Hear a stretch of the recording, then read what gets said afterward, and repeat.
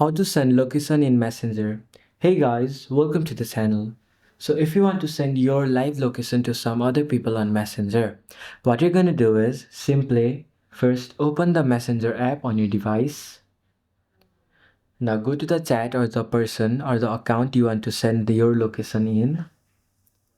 Now, in the bottom left corner of your screen, you can see a plus icon which is over here.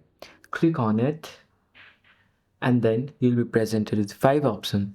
Among them, go to the option which says location and then allow Messenger to use your location. Now you can either choose it between while using the app or only this time. And then continue.